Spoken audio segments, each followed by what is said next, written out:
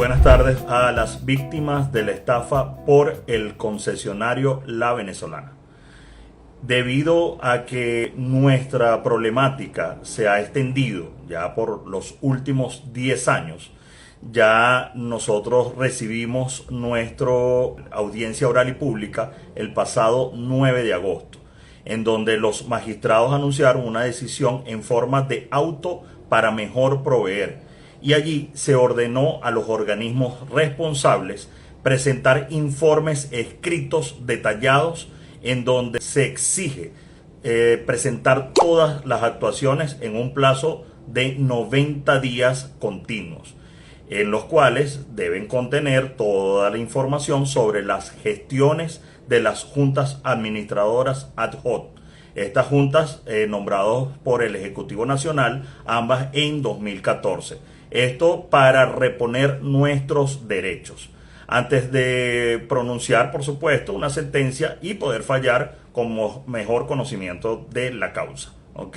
En este sentido, nosotros sabemos que este auto para mejor proveer permite verificar a profundidad todo el estado de lo que nosotros actualmente podemos usar para ser resarcidos. Por ejemplo, las flotas de vehículos que tenía el concesionario La Venezolana, incluso los vehículos que importaron en su momento, que existen los bill of lading, los inmuebles, el dinero que estaban en las cuentas nacionales y extranjeras. Bueno, hay un cheque incluso de más de $600,000 por Banesco Panamá, el dinero pagado a las 3 ensambladoras en su momento, me refiero a las 3 ensambladoras chinas, entre otras cosas. ¿Okay?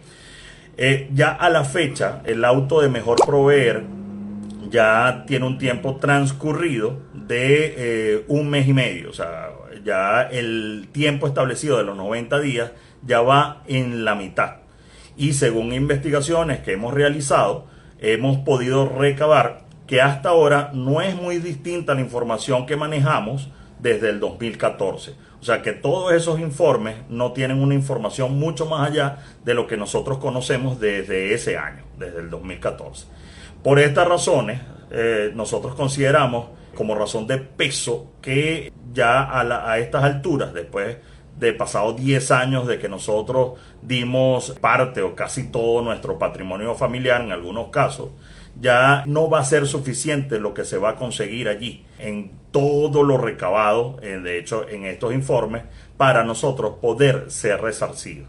De hecho, si nosotros recordamos, una vez que se intervino el concesionario el pasado 17 de mayo del 2014, una semana después, la prensa nacional se comunicó vía correo electrónico con Johnny Lee. Johnny Lee, en su momento, era el gerente general de la planta ensambladora Sotier. Y para ese momento, el mismo Johnny Lee sí confirmó que habían vendido 162 unidades y que ensamblaron 1.100 adicionales, que tras recibir una inicial de parte del concesionario, el resto del pago no se había efectuado. Entonces, para ese momento, ya ellos, según Johnny Lee, que es el gerente general, ya ellos estaban enfrentando grandes pérdidas.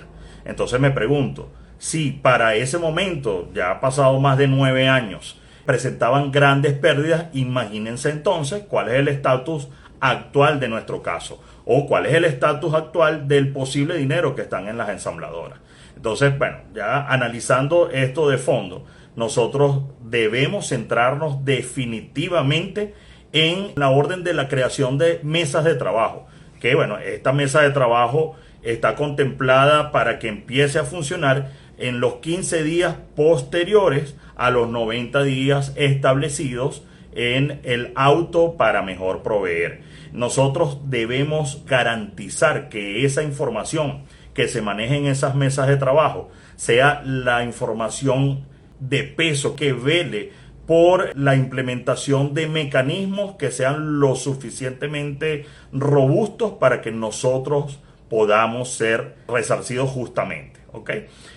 Nosotros hemos analizado que, bueno, que esta mesa de trabajo, a pesar de que, bueno, está establecida en el TSJ y que las diferentes instituciones están involucradas y van a formar parte de ella, nosotros debemos garantizar que como víctimas nosotros también tenemos que hacer parte de esas mesas de trabajo, porque nosotros somos lo que hemos padecido estos 10 largos años después de que pagamos parte de nuestro patrimonio y sabemos bueno, qué es lo que estamos padeciendo después de todo este trajinar, en donde hemos hecho muchas cosas.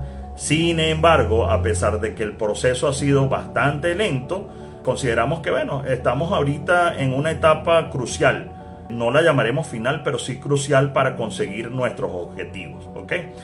Ya, bueno, es importante que sepamos que nuestra propuesta que estamos manejando, que es haciendo y estamos invocando a la ley de extinción de dominio, está orientada para una solución global. ¿A qué me refiero con una solución global?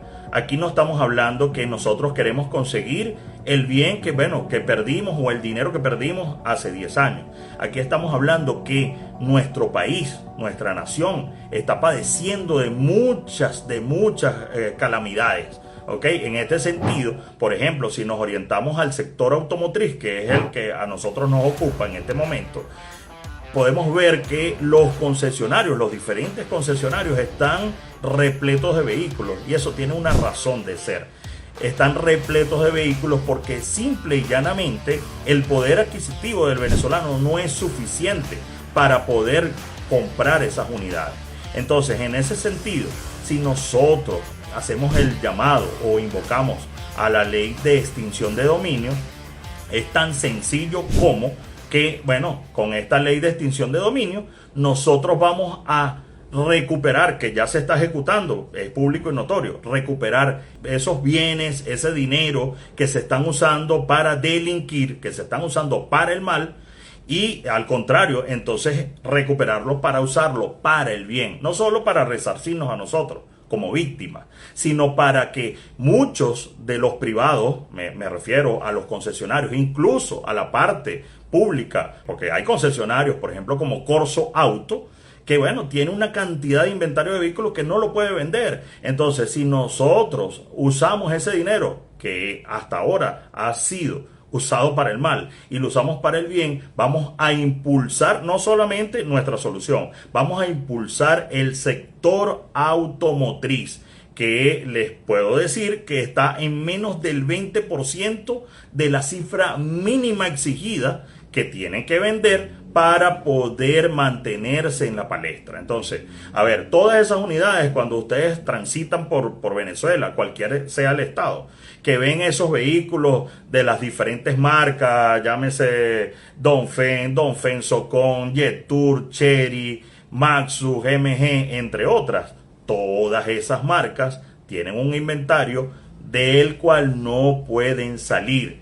Y eso es debido a que no hay poder adquisitivo. Entonces, si nosotros hacemos posible que esta ley de extinción de dominio recupere esos bienes, bueno, esas empresas públicas y también privadas van a beneficiar el aparato económico en el ramo automotriz. De hecho, ya estamos a 6-7 días de entrar en el último trimestre del año, y las unidades que hay del 2023 de las diferentes marcas son enormes. Entonces nosotros consideramos que esta propuesta puede impulsar todo el aparato económico. ¿Por qué? Porque, bueno, evidentemente la economía se mueve y uno de los motores importantes es el sector automotriz. Porque mira, de hecho me he encontrado con víctimas, me han contactado otras vía telefónica que me han dicho, mira, ya ahorita mi esposa y yo compramos en el concesionario La Venezolana, pero no estamos buscando un carro para el disfrute o para el turismo. Estamos buscando la forma en que nosotros podamos ser resarcidos y, bueno, de repente comprar un autobús de pasajeros para poder mantener el grupo familiar. Entonces, nosotros consideramos que, bueno, hay muchas soluciones. Hay otros que, por el contrario, hasta ahora no han podido conseguir una vivienda y la opción del dinero siempre va a estar presente. Entonces, bueno, de repente hay víctimas que ya ahorita son adultos mayores y ya no están incluso en edad de manejar. Entonces, ellos de repente quieren el dinero para conseguir una vivienda. Aquí lo que tenemos que impulsar es que nosotros podamos ser resarcidos. Por último, menciono, ¿por qué la ley de extinción de dominio? Es sencillo. La ley de extinción de dominio es simple y llanamente la forma de que podamos todos ver que los recursos están allí. O sea, si nosotros garantizamos y hacemos ver que los recursos están allí, entonces, bueno, tenemos la fórmula, en la ecuación, todo planteado. Es decir, en Venezuela hay inventario, hay vehículos, ¿ok? En Venezuela hay recursos porque por medio de la extinción de dominio es público y notorio toda la cantidad de dinero, inmuebles, camionetas, aeronaves, entre otras, se han recuperado. Si hay inventario como vehículo, si hay recursos, entonces, y si hay víctimas como nosotros, solamente lo que hay es que conjugar toda la ecuación para que la matemática finalmente dé el resultado que todos estamos esperando. ¿Ok? Por acá estoy viendo una solicitud de cámara. Verifíquenme si están haciendo entrada. En este caso, buenas tardes. Buenas tardes. ¿Cómo estás? Bienvenido. Hola, Jonathan, buenas tardes, ¿cómo estás? Muy bien, muy bien. Ya. Bueno, primero buenas tardes a todos los que se están conectando a esta hora. Acabo de escuchar un poco la introducción que hiciste. Yo quería de alguna manera hacer una serie de preguntas, ¿ok? Que busquen aclarar un poco al conglomerado, porque a veces este tipo de transmisiones, pues, dado el tiempo, son un poco confusas porque tendemos a abordar muchos temas que no, digamos, que no son fáciles de digerir para la mayoría de las personas y sobre todo tomando en cuenta que la mayoría de las personas que nos siguen son personas ya de tercera edad, porque ya tenemos 10 años con esto. Si una persona tenía 50 años cuando compró el concesionario, ya tiene 60, ¿me explico? Y a lo mejor no maneja mucho el tema de las redes sociales y estas preguntas con sus respuestas, como vamos a dejar después el video grabado y después lo vamos a publicar, pudieran aclarar a esas personas que quizás no manejan bien las redes, ¿no? Ahora bien, ya tú terminaste con el tema de la propuesta en sí, más allá de esta introducción que hiciste. Sí, bueno, el tema de la propuesta es tan sencillo como que nosotros queremos dejar por sentado que los recursos en Venezuela están, ¿ok? Que esos recursos se han usado para destinos no correctos, eso es otra cosa, pero están los recursos. Y de hecho, público y notorio, hemos visto cómo poco a poco han sido recuperados. También está claro que los vehículos también están. Hay más de 8.000 vehículos en inventario en toda Venezuela. O sea que el inventario que hay en Venezuela es más grande que la misma estafa del concesionario La Venezolana en número de vehículos. Sabemos que nuestro grupo familiar va afectado a más de 25.000 personas, pero los vehículos que se necesitan son perfectamente cubiertos con el inventario que está en Venezuela. Y digo un poco más, o sea, ese inventario que está en Venezuela, el Estado está en la capacidad de exonerar, por ejemplo, aranceles e impuestos. Todos esos vehículos tienen que pagar un impuesto. Pero si estos vehículos son usados para resolver una problemática social, una problemática que tiene una década, entonces esos impuestos pueden ser exonerados. Lo que quiero decir es que esos montos de esos vehículos pueden bajar y no se van a ver afectados para nada los concesionarios que son los que los venden. Entonces, yo creo que la fórmula está allí. Lo que hace falta es la voluntad final, ¿ok? Para que esa ecuación se ejecute, ¿ok? No sé, Fernando. Sí, fíjate una cosa, ¿no? Entonces, podemos concluir entonces que la base de la propuesta de solución para el caso del concesionario de la Venezolana ante el Tribunal Supremo de Justicia está cifrada en lo siguiente. No estamos seguros, según lo que te escuché, ¿verdad? Al principio de la introducción, de que a 10 años de la estafa se vayan a conseguir todos los activos que fueron congelados e incautados por la intervención en el año 2014. Ahí nace entonces la pregunta, bueno, si hay un universo de 25.000 personas aproximadamente de afectados, porque cada grupo familiar tiene un promedio de 3, 5 personas por grupo familiar y hay 7.000, estaríamos hablando de las 25.000. Entonces, ¿de dónde sacar los recursos para poder satisfacer la necesidad de resarcimiento que tiene el Estado? Por eso nace la propuesta basada en la ley de extinción de dominio y el otro pilar sería ese inventario, digamos, del parque automotor existente actualmente en Venezuela, de marcas que están llegando al país, que tú las nombraste, MG, Maxus, Jetour, Dongfeng, etcétera. ¿Cómo combinar ambas? De hecho, quiero que se sepa, hemos ido trabajando silenciosamente, pero yo creo que es momento de expresarle al conglomerado, bueno, que nos hemos reunido con al menos 4 concesionarios que están ávidos de poder lograr las ventas. O sea, lo que quiero decir es que los concesionarios en Venezuela necesitan vender esas unidades. Ya vamos a pisar el último trimestre y según las estadísticas que ellos están manejando, la preocupación es grande porque es posible que los 20 concesionarios que se están manejando en el país, un gran porcentaje de ellos, si no se hace algo, claudiquen, quiebren. Entonces yo creo que esto es un punto en donde nosotros y el mismo Estado tiene que dar el paso para poder salvar esas inversiones que se han hecho. Porque, a ver, esos concesionarios han hecho inversiones grandes y el Estado también. Nosotros sabemos que en Maiquetía hay más de 3.000 vehículos de Venirauto, ¿ok? Irancodro y IPCO y Venirauto como tal. Y esas 3.000 unidades están allí es porque simple y llanamente la capacidad y el poder adquisitivo no dan para comprarlas. Entonces, yo creo que lo único que hace falta es ponerse de acuerdo y, bueno, establecer los mecanismos para que los recursos que se están consiguiendo se usen para poder comprar estas unidades, incluso bajar el precio, exonerando impuestos, exonerando aranceles. O sea, yo creo que conjugar esta fórmula en estos 2 pilares es sencillo si hay la voluntad de hacerlo.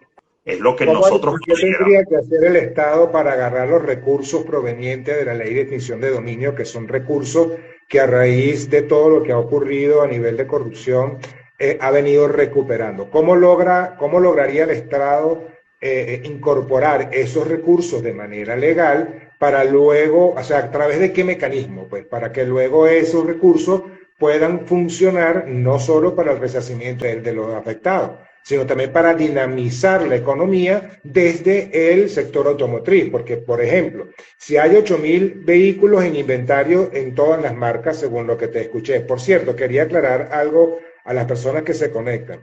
Jonathan Chacón es una persona que tiene muchos años de experiencia en el sector de automotriz. Y en virtud de esa experiencia es que vino esta propuesta porque conoce muy bien el mercado automotriz venezolano, ¿no? Entonces, en virtud de todas las marcas que están llegando al país, ¿ok? ¿Cómo puede entonces el Estado, con la ley de extinción de dominio, o sea, recuperar esos recursos y a través de qué mecanismo que puede utilizar para que esos recursos entren de manera legal a todo el sistema financiero nacional y que eso puede de alguna manera repercutir en el resarcimiento de los afectados? Bueno, mira, la extinción de dominio, ejecutarla ya empezó a ejecutarse. O sea, esos recursos ya en buena parte están en poder del Estado. Ahora bien, ¿qué pasa? Hay muchas instituciones que no están cumpliendo su función. Me voy a referir, por ejemplo, a la banca pública. ¿Ok? Muchos recursos de la extinción de dominio pueden pasar a la banca pública y estamos hablando de muchísimos recursos. ¿Esto para qué? No me estoy refiriendo a la banca pública para que a nosotros nos preste, pues ya nosotros compramos. O sea, ya nosotros pagamos por el vehículo. Correcto. Pero también es cierto que la banca pública genera utilidad. Es decir, si tú pones unos recursos, es decir, tú pones 200, 500, 1.000 millones de dólares en la banca pública va a generar ingresos por usar ese dinero como encaje legal. Además de que si lo usas como encaje legal, los ahorristas de la banca pública no van a estar en ningún momento en riesgo. Entonces, ese dinero que tú pongas en la banca pública va a generar todos los meses intereses y los intereses son enormes. Nosotros hemos sacado cálculos en donde usando solamente la utilidad en un año, usando solamente el 1.8% de esa utilidad, nuestro caso queda resuelto por completo. Entonces, a ver, si tenemos una extinción de dominio que está aplicando, que los recursos se están incautando y ese dinero lo puedes inyectar en la banca pública y a la vez hacer que se reproduzca para resolver no solo nuestro caso, porque aquí estamos hablando de resolver el caso de la venezolana, pero estamos hablando de resolver el caso del sector completo automotriz. Están tambaleando los concesionarios, están tambaleando incluso instituciones como Venirauto, que es una institución pública, ok, en alianza con Irán, sí, es verdad, pero el Estado tiene un enorme dinero invertido en Venirauto. Entonces, si tú coadyuvas a que ese inventario de Venirauto, que es uno de los más grandes, estamos hablando de 3.000 abajo en estacionamiento, pero circulando hay por lo menos unos 2.200, o sea que el inventario total 5.200 que se han repartido en concesionarios públicos y que se han, de hecho,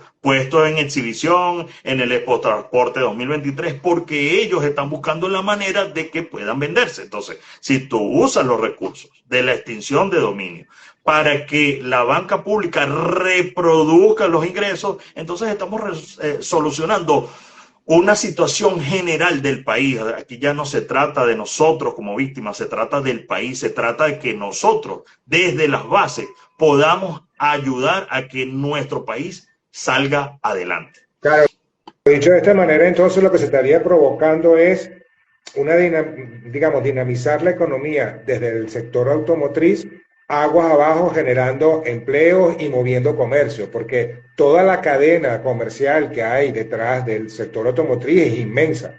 Es así, es así. Ahí se benefician no solamente las empresas que están directamente asociadas a la parte de los concesionarios, por ejemplo, como las repuesteras, por ejemplo, como las de lubricantes, por ejemplo, como la empresa de neumáticos, sino que también restaurantes, etcétera, etcétera, etcétera. Porque al mover la economía, todo es como una bola de nieve que va creciendo a medida de que va tocando todos los otros sectores. Y eso es lo que necesita nuestro país. Claro, más allá, o sea, no del concesionario que va a poder de alguna manera llevar ese parque automotor al mercado, también estaríamos hablando de la venta de repuestos, estaríamos hablando de las caucheras, estaríamos hablando de las alineadoras, estaríamos hablando de los talleres especializados en cada una de las marcas y cuánto empleo genera todo esto.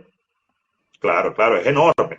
Y además la industria de lubricantes y para de contar. En ese sentido, nosotros consideramos que es lo que necesita nuestro país. Nosotros no podemos seguir levantando la mano pidiendo a papá gobierno que nos resuelva. O sea, si nosotros tenemos la capacidad de hacerlo, se trata de nosotros, se trata de nuestros hijos, se trata de las futuras generaciones. Eso es lo que nosotros estamos buscando, una solución global.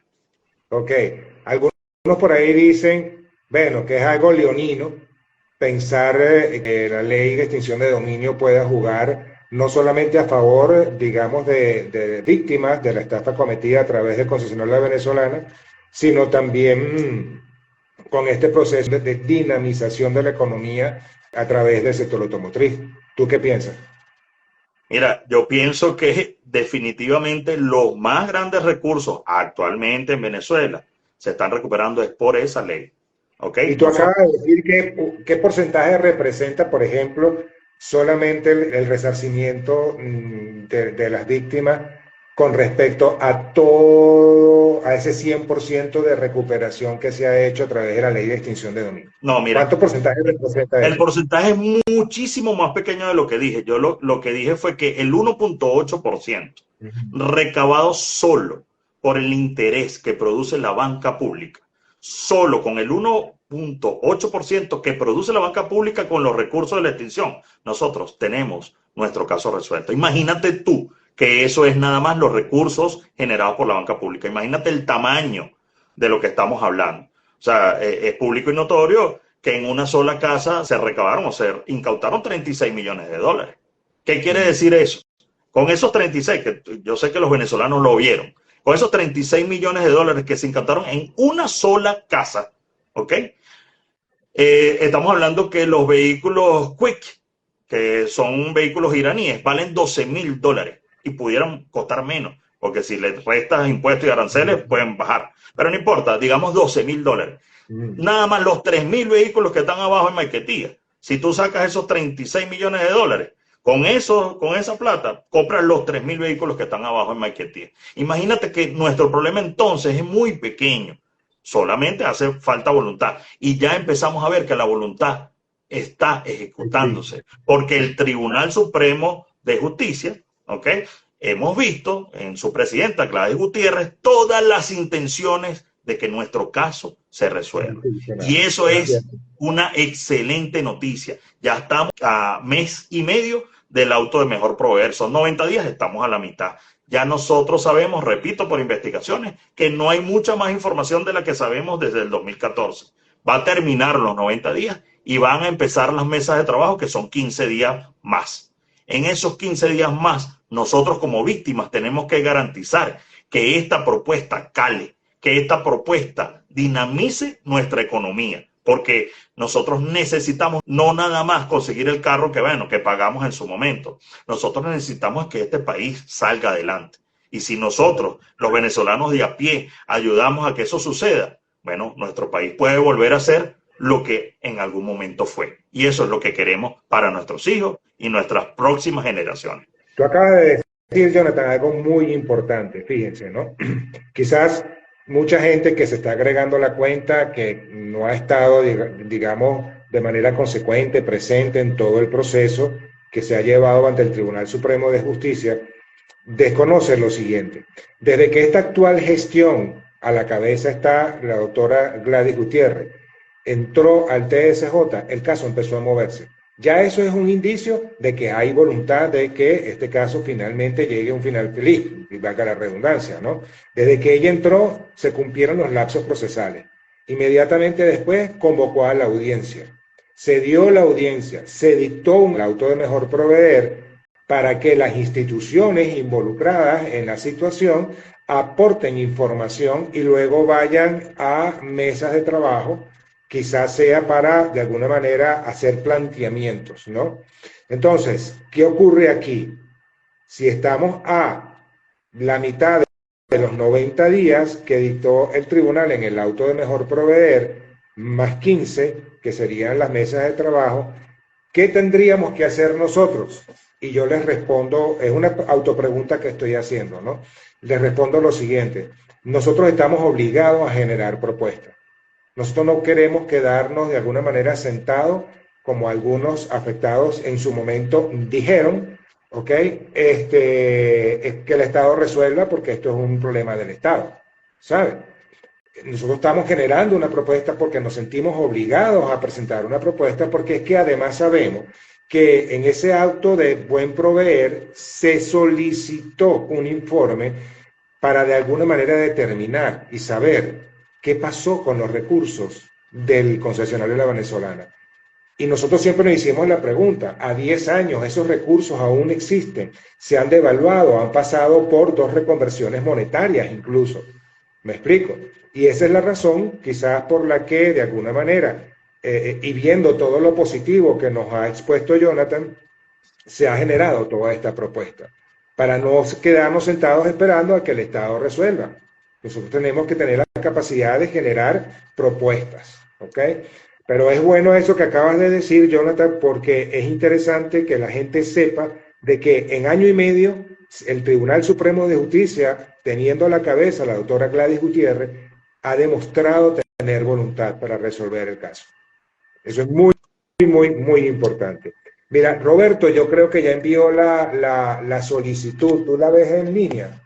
Sí, la veo en línea. De hecho, estoy escribiendo al equipo técnico, pero creo que no acepta más de una doble pantalla. Entonces, yo me voy a retirar. Okay. Deja entrar a Roberto y tú le harás las preguntas pertinentes a Roberto de una vez que Roberto exponga lo de la ley de extinción de dominio. Pero quería preguntarte antes de ir con Roberto, Jonathan, el tema de las equivalencias. O sea, con este parque automotor nuevo que está llegando al país, con estas diferentes marcas que ya hemos mencionado, ¿cuáles serían las equivalencias actuales con respecto a los vehículos que promocionó el concesionario en la Venezolana? O sea, por ejemplo, ¿cuál sería la equivalencia de una camioneta Brilliance con el Z302 Sotier, con la K-Way, K1, que era la pico doble cabina, o con la W1? ¿Cuáles serían, digamos, esas equivalencias encontradas en el parque automotor actual? Mira, sí, tenemos las equivalencias incluso calculadas. Esto Para nada va a ser una propuesta de resarcimiento, solamente un cálculo matemático para que se entienda que, bueno, hay equivalencias perfectamente viables. Por ejemplo, me nombraste la Brilliance B5, ¿ok? La Brilliant B5, que tenía un costo en su momento de 398.000 bolívares, que equivalía a 63.174 dólares. Bueno, equivalencia, por ejemplo, con el mercado asiático. Vamos a llamar chino específico. Bueno, tenemos una MGRX8 que su costo es 51.100 dólares. O sea que termina siendo incluso más económica que la Brilliant B5. Ok, ¿qué pasa? Que bueno, muchas personas pagaron entre el 30, el 50 y hasta el 75. No muchas pagaron el 100%. Entonces hay que establecer las equivalencias reales. Ok, por ejemplo, yo puedo hablar de cuánto cuesta un DENA, que ahorita cuesta 21.565, un MGGT 34.800, y pare usted de contar. Ok, una F70 que fue cambiada por Hunter por muchos de los problemas que están ocurriendo en el país con el tema de combustible. Ahora la camioneta ya no es Euro 6 por el tema de emisiones, sino que la bajan a Euro 2 para que el combustible sea viable y la camioneta no se estropee, ¿no? Entonces, sí tenemos equivalencias aquí sacadas y después las podemos detallar. Incluso vamos a pasar un informe para que todas las víctimas puedan ver al detalle de qué estamos hablando, ¿ok? Por ejemplo, un Brilliant H530 en su momento, al costo eran 52.063 dólares equivalentes a la tasa 630, y todavía la camioneta más cara del mercado chino sigue siendo más barata, ¿ok? Estamos hablando de 51.100, la MGRX8. O sea que tenemos amplias posibilidades. Esto sin contar el precio que puede bajar, porque pueden bajar los aranceles, pueden bajar los impuestos. Y sin contar que nosotros como víctimas estamos sacando un cálculo matemático, pero no estamos pensando en los daños y perjuicios, los daños psicológicos, que también tienen un costo. O sea que perfectamente viables las equivalencias y las podemos detallar allí poco a poco para que las víctimas puedan ir viendo. Vamos entonces, Fernando, a tratar de darle paso a Roberto y bueno, después seguimos desarrollando paso a paso toda la información, y después yo voy a hablar incluso de los 11 vehículos que se ofrecieron en el concesionario en su momento, para que la gente sepa de qué está hablando y cuánto pagó equivalentemente, ¿no? Ok, vale, chévere. Ok, si quieres, haz salida de la cámara para yo darle entrada a Roberto. Bueno, perfecto. Vamos a desarrollar en este caso el tema de la extinción de dominio, Roberto, o lo que tú quieras desarrollar en función a todo lo que está proponiéndose en este momento. Adelante, Roberto. Bueno, un placer y muchas gracias por invitarme de nuevo a participar. Un saludo a todos los afectados que, bueno, que se dedican un domingo a vernos, pues sabemos el interés que todos tienen en el caso y la importancia que tiene para todos, ¿no? Yo creo que está sumamente bien explicada la propuesta que ustedes tienen. Me parece una propuesta una iniciativa formidable, porque lo que hay es que, como tú decías, sumar, tratar de buscar soluciones que sean soluciones globales, soluciones que beneficien a todo el mundo y sobre todo contando con cosas que son realistas, que se pueden palpar o que se pueden localizar en Venezuela actualmente, ¿no? Para que la gente lo entienda mejor, que no sea tan técnico ni irnos a ese tipo de lenguaje, yo creo que es tan sencillo como decir, en Venezuela hay una cantidad de vehículos en este momento que están fríos. ¿Por qué están fríos? Porque no hay quien los pueda comprar, sencillamente, así, es una realidad. Y luego hay un problema de justicia con un universo de personas que fueron estafados en su buena fe y pagaron por unos vehículos que nunca recibieron. El Estado venezolano, en su momento, trató de hacer una intervención, una ocupación de este concesionario, y las personas que designó no hicieron el trabajo correspondiente. Entonces, según nuestra constitución proclama un Estado de derecho y de justicia fundamentalmente. La justicia es lo principal.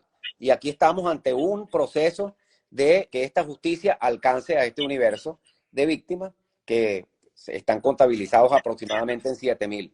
Yo siempre digo 7.000 familias venezolanas, porque un vehículo es el vehículo de la familia, no de una persona. Normalmente se compra el vehículo para poder llevar los hijos al colegio, para poder trabajar, para poder movilizar a la familia. Entonces es un bien muy importante. Después del bien vivienda, creo que es uno de los bienes más preciados que puede tener una familia. Entonces, significa esta propuesta que ustedes están haciendo, utilizar un marco legal vigente en este momento para tratar de obtener los fondos necesarios para poder comprar ese parque automotor que está frío, con lo cual le haríamos un gran favor a la economía venezolana, porque los concesionarios pudieran de alguna manera vender esos vehículos que, repito, no se están vendiendo en este momento, y luego se cubriría el problema de injusticia que han sufrido todos estos venezolanos entregándole el vehículo que compraron o su equivalente.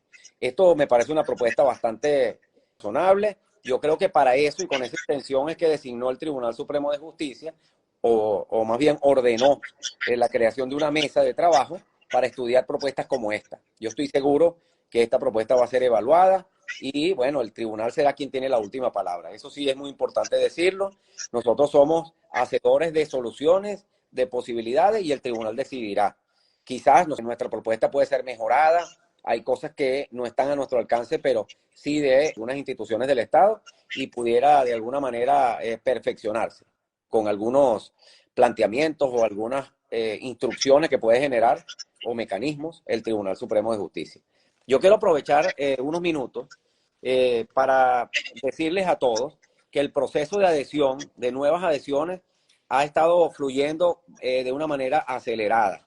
Las personas de alguna manera han venido cumpliendo los requisitos de adhesión y ya tenemos todo organizado una vez que ya inició nuevamente actividades del Tribunal Supremo de Justicia para consignar en nombre de todos ustedes los documentos que les acreditan como víctimas del caso.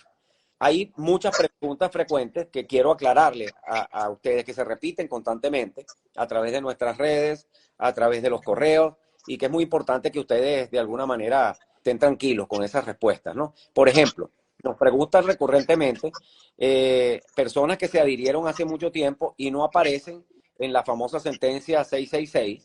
Están muy preocupados porque al no verse en una lista creen que no están adheridos al caso.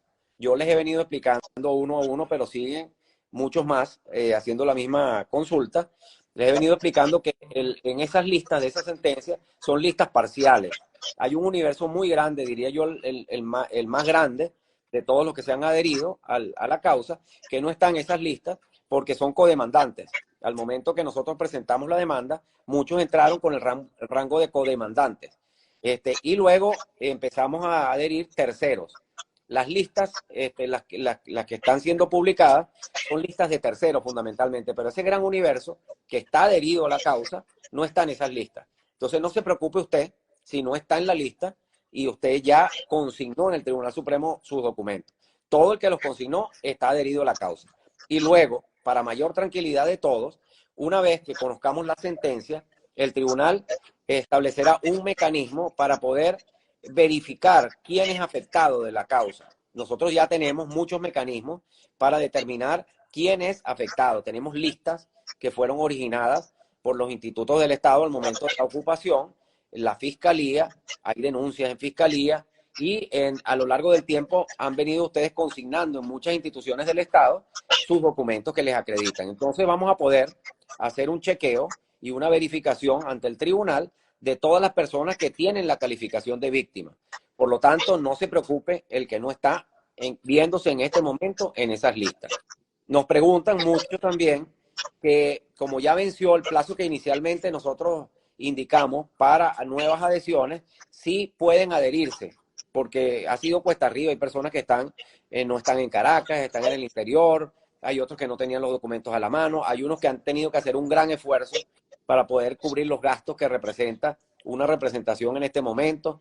Bueno, a todos les digo que hemos seguido recibiendo nuevas adhesiones mientras dure el proceso de organización de todo el grupo que vamos a presentar.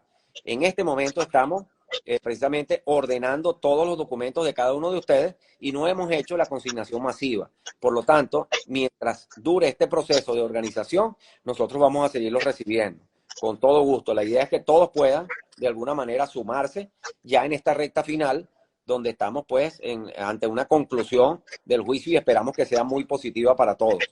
Es muy importante también señalar, muchos nos preguntan, si yo llegué primero, voy a recibir primero, si yo llegué después voy a recibir después.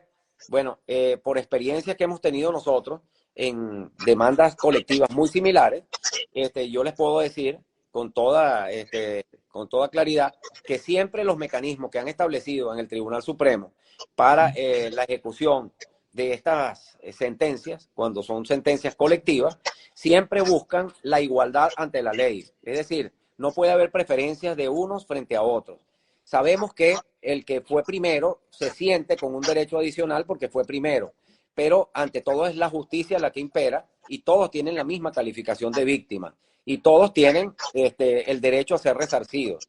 Por lo tanto, el mecanismo que se vaya a establecer seguramente va a ampararlos a todos. Creo que con propuestas como la que acaba de poner sobre la mesa Jonathan, lo que se está pensando es en el colectivo general. No se está pensando en grupos, primero unos ni luego otros, sino en el colectivo general. Y yo creo que por ahí va más o menos el mecanismo. Por lo demás, quisiera decirles que tal como señaló Jonathan también anteriormente, ya estamos a la mitad del tiempo, el tiempo pasa muy rápido, ya estamos a la mitad del tiempo para la presentación de los informes. Estos informes son muy importantes porque o bien se da lo que estaba mencionando Fernando, que la información que se va a consignar es la misma que se viene manejando, lo cual significaría que los funcionarios que fueron designados no hicieron grandes labores para cumplir con la misión que les fue otorgada a través de la Gaceta Oficial, a través de un decreto presidencial. Si ellos no cumplieron con esas labores, bueno, el Estado debe asumir esa responsabilidad de alguna manera y eso implica que los fondos salgan de donde tengan que salir para que ustedes puedan ser resarcidos en todos esos derechos que les han sido violentados desde el principio. Cuando entró el Estado a administrar el concesionario La Venezolana, el Estado asumió esa responsabilidad frente a ustedes. Se convirtió el Estado en concesionario La Venezolana. Una vez que esto ocurre, el Estado tiene que buscar esta solución. Ya lo intentaron al nombrar una junta administradora ad hoc, pero bueno, fracasó en el intento. Ahora toca un segundo intento donde esperamos que con la mano del Tribunal Supremo de Justicia, con herramientas como las que tenemos hoy día en Venezuela, se pueda conseguir el punto o el mecanismo concreto para que todos ustedes sean resarcidos en todos estos derechos que, repito, han sido violados. Voy a tratar de leer algunas preguntas que estoy viendo por acá. Vamos a ver. Se busca el bien común, tanto de los afectados como el caso del país, pero hay la posibilidad de que se reciba el dinero. Bueno, el Tribunal Supremo de Justicia es el que tendrá la última palabra.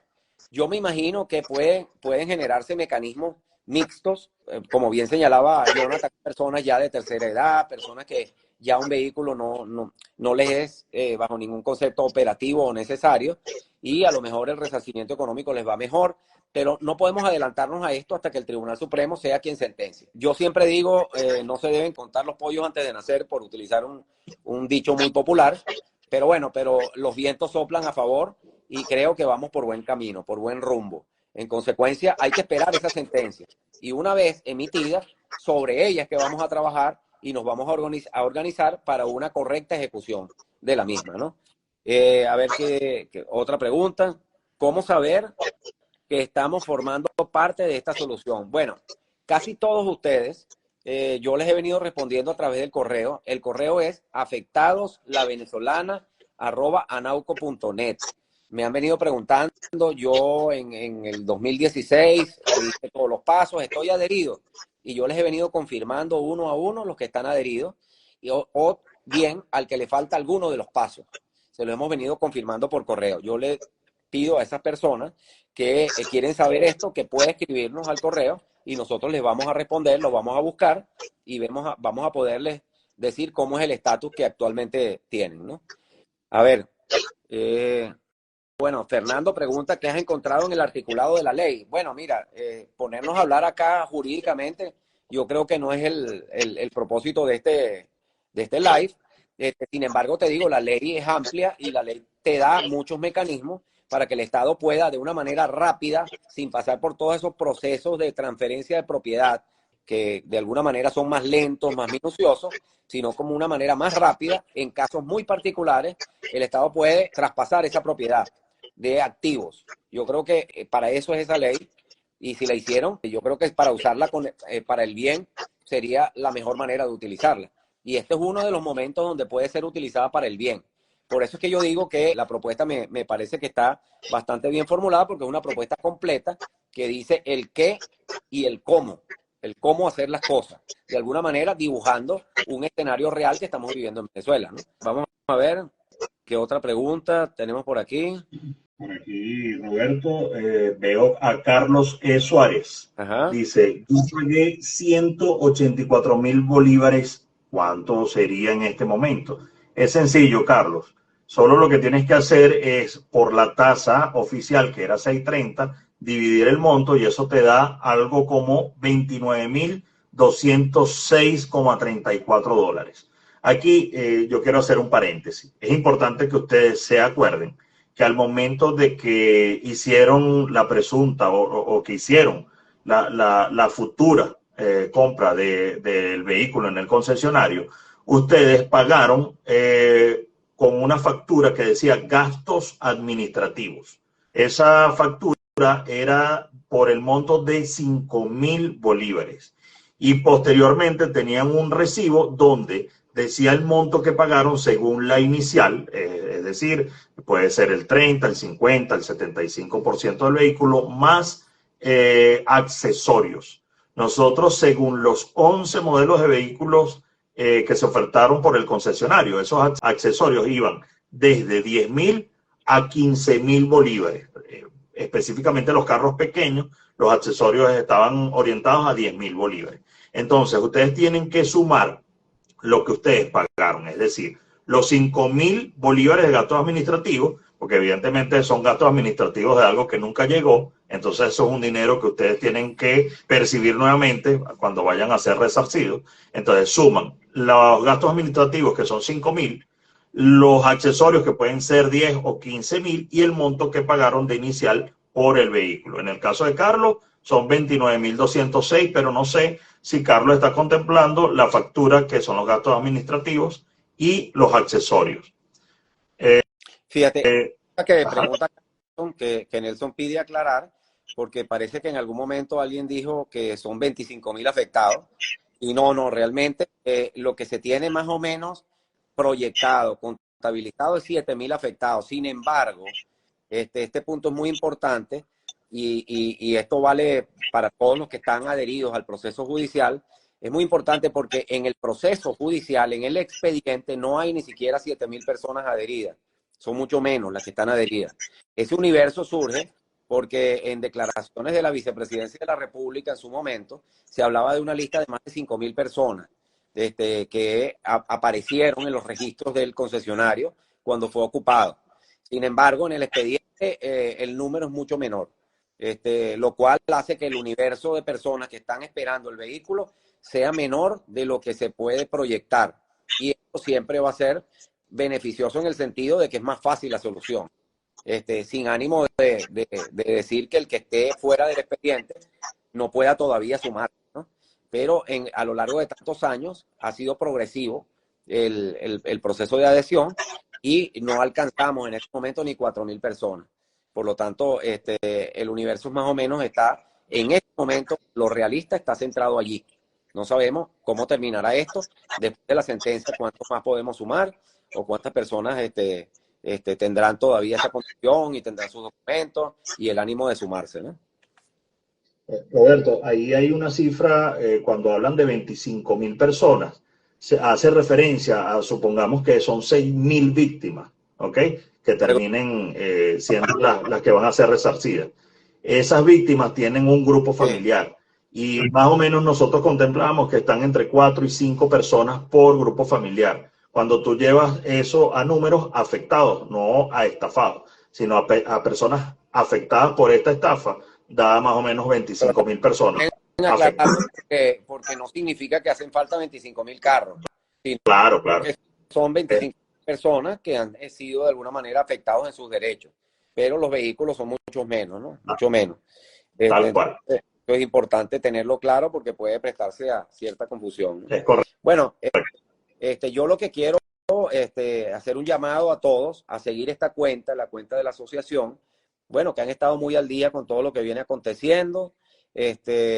Van a seguir informando con mucha puntualidad, de manera muy oportuna, y también a estar todos preparados para ver cuál es el resultado de los informes que van a presentar los organismos del Estado. Nosotros vamos a copiar esos informes una vez que formen parte del expediente y se los vamos a presentar a todos ustedes para que podamos hacer una proyección más clara de qué ocurrió en el caso y de cuál es la responsabilidad de cada persona que había asumido pues una misión por orden de una gaceta oficial, ¿no?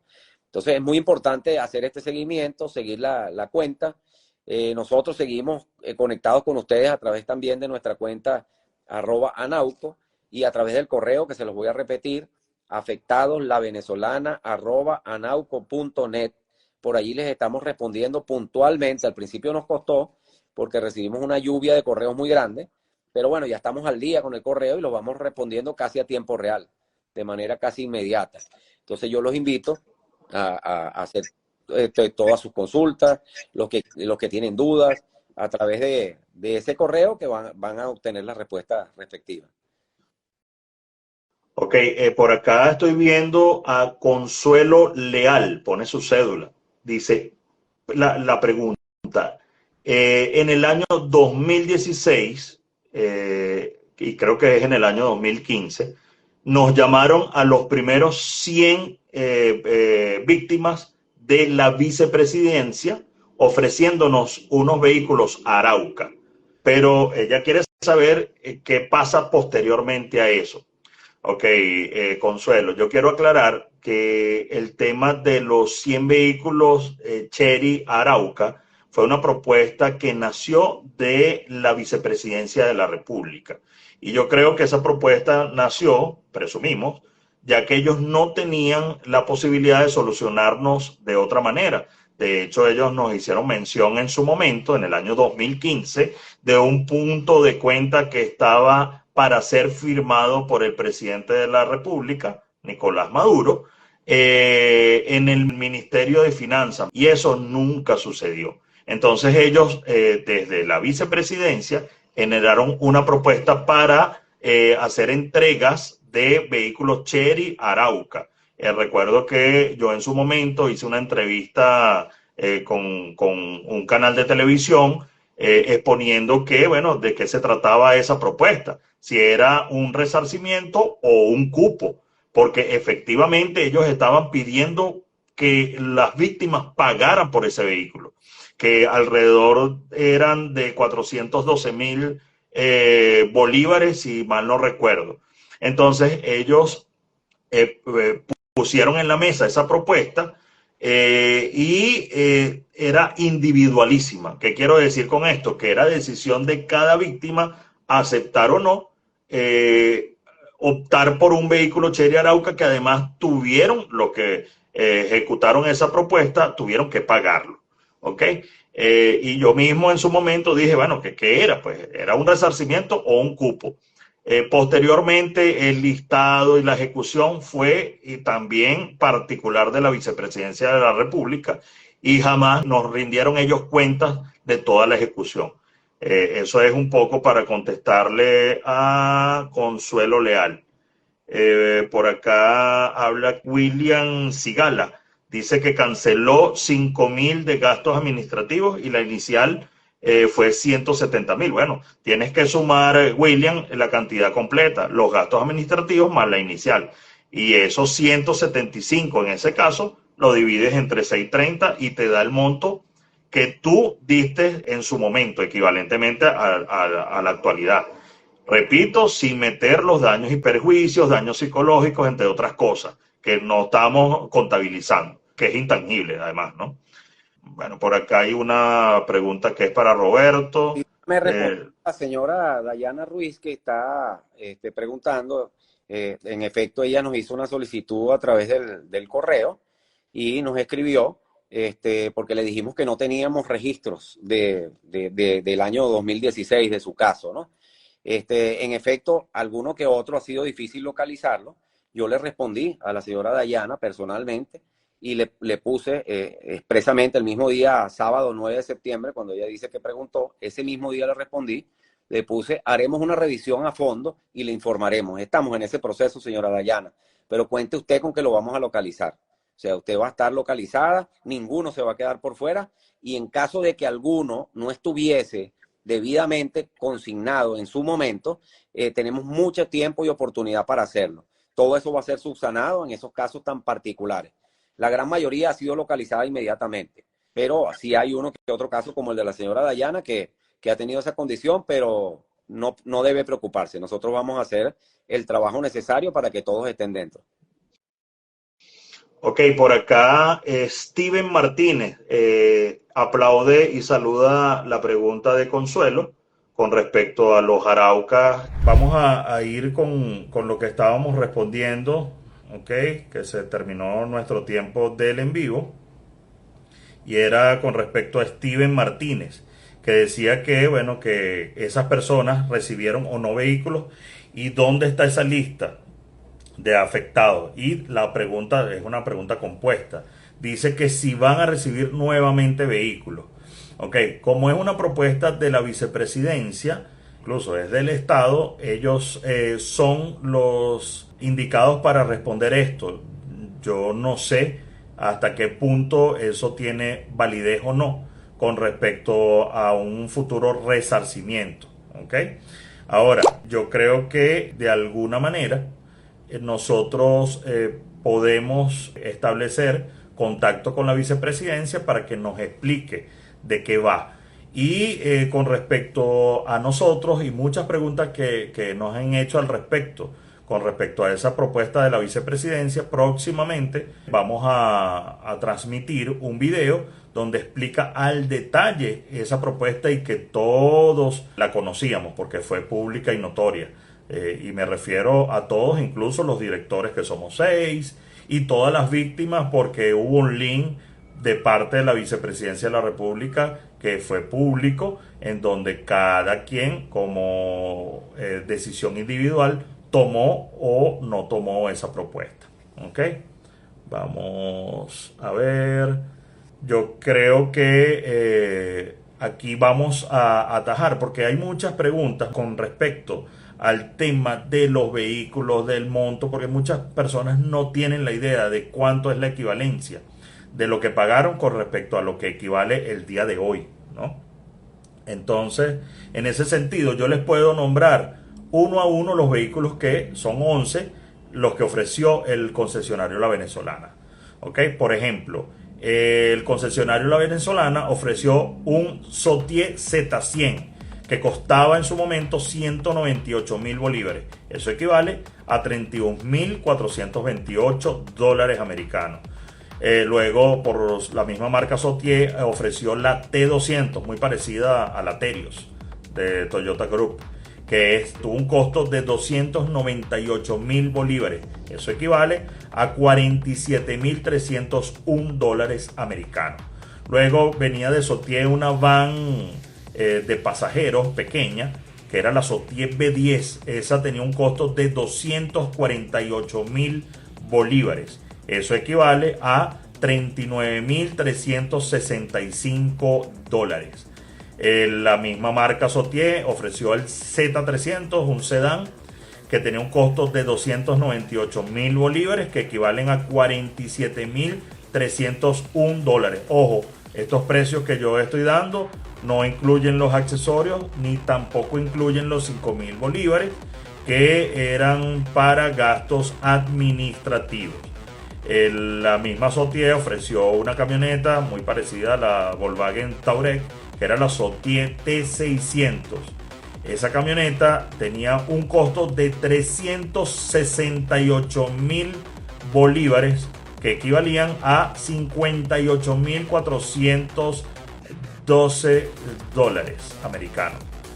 La más costosa de lo que ofrecía las ensambladoras era la Brilliance B5, una camioneta 1.5 turbo que tenía un costo en su momento de 398.000 bolívares, que equivalía a 63.174 dólares.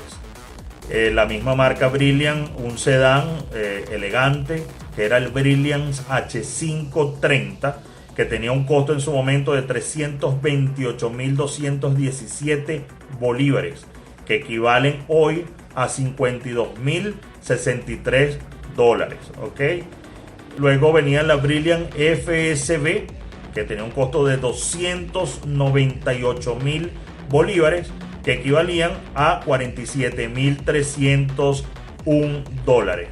Estaba también el Brilliant FRB Cross, un vehículo bastante atractivo con cualidades cross y accesorios adicionales en la carrocería, que tenía un costo de 288.000 bolívares, que equivalen hoy a 45.714 dólares.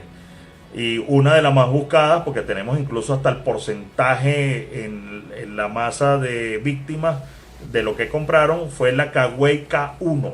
Era una Picó que la presentaban de color anaranjado, muy bonita, que tenía un costo de 328.000 bolívares. Y eso equivale actualmente a 52.063 dólares americanos. Finalmente, ya en una segunda tanda, ellos sacaron y adicionaron también una Kawei, que era una camioneta cerrada, una Kawei W1, una camioneta presentada de color negro en su publicidad, que tenía un costo de 368.000 bolívares, que equivalen hoy a 58.412 dólares americanos. ¿Qué quiero decir yo con esto? Bueno, que ahí están las equivalencias de lo que ustedes pagaron sin meter, o hay que sumarle los 5.000 bolívares de gastos administrativos, y también hay que sumarle, en el caso de los carros pequeños, 10.000 bolívares de accesorios, o en el caso de camionetas, los accesorios en su momento tenían un costo de 15.000 bolívares. ¿Ok? Entonces, más o menos ya ahí ustedes tienen una idea de cuánto ustedes pagaron, simple y llanamente sacando como tasa oficial 6.30 bolívares por dólares. Es importante acotar que si hubo un cambio en 2014 por el convenio cambiario, pero resulta que el concesionario jamás subió sus precios. Desde julio, agosto, que empezó operaciones en 2013, hasta el 17 de mayo que fue intervenido, sus precios fueron idénticos. Lo que quiere decir es que todo lo que él usó fue calculado a tasa de 6.30 bolívares por dólar. Entonces sí, el departamento técnico me está comentando que ya, bueno, podemos dar por finalizado este en vivo. Agradezco de verdad a todos los participantes, y les recuerdo que juntos somos más fuertes. Gracias.